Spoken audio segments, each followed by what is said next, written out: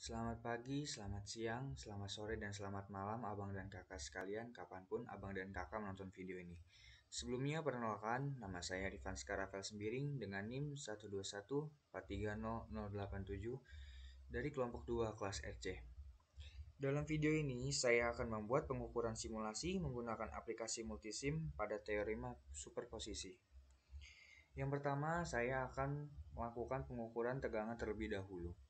Untuk melakukan pengukuran tegangan, saya sudah membuat rangkaian seperti pada layar dan menghubungkan multimeter pada rangkaiannya.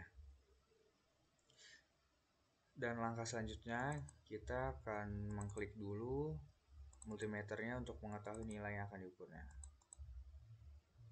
Nah, setelah seperti ini, maka klik tomboran yang ada pada aplikasi. Maka muncullah nilai tegangan pada saat V1 ini on, karena V2-nya off dan V3-nya ini off.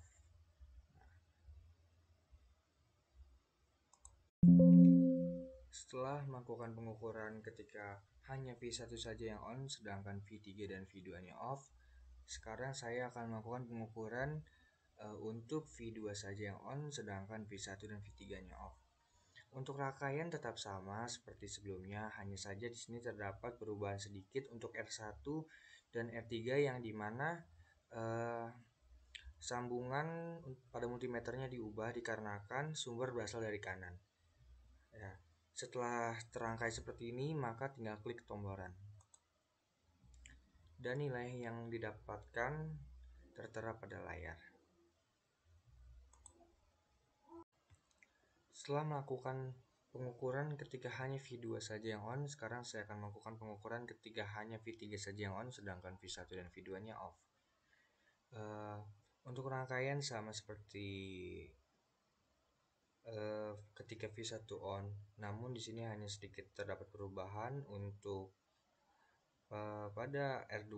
Di sini dibalik tegangannya dikarenakan sumber berasal dari atas. Nah, bagian sini itu sisi positif. Kalau tadi kan di sininya juga positif, maka nanti hasil yang didapatkannya akan minus. Oke, sudah terangkai seperti ini, tinggal diklik run saja. Maka hasil yang didapat untuk V3 saja yang on seperti tertera pada layar. Selanjutnya, setelah melakukan pengukuran tegangan, saya akan melakukan pengukuran arus. Pengukuran arus yang pertama saya akan lakukan ketika V1 on, sedangkan V2 dan V3-nya off. Dan rangkaian setelah saya buat sesuai dengan tertera pada layar. Jika sudah terangkai seperti ini, maka tinggal klik tombol run saja. Maka didapatkan hasil yang tertera pada layar. Setelah tadi sebelumnya ketika hanya V1 saja yang on, sekarang saya akan melakukan pengukuran ketika hanya V2 saja yang on. Dan rangkaian sudah saya buat seperti yang tertera pada layar. Selanjutnya kita hanya akan tinggal mengklik tombol run saja. Dan nilai yang didapatkan tertera pada layar. Setelah melakukan pengukuran arus ketika hanya V2 saja yang on, selanjutnya saya akan melakukan pengukuran arus ketika hanya V3 saja yang on. Untuk rangkaian sudah saya rangkai sedemikian rupa dan rangkaian bisa dilihat pada layar. Untuk melakukan pengukuran arus pada V3 ketika hanya V3 saja yang on. Setelah semuanya terangkai, hanya tinggal klik tombol run saja. Dan mendapatkan hasil seperti yang tertera pada layar. Dengan begini berakhirnya video penjelasan yang saya buat, kurang lebihnya mohon maaf. Terima kasih.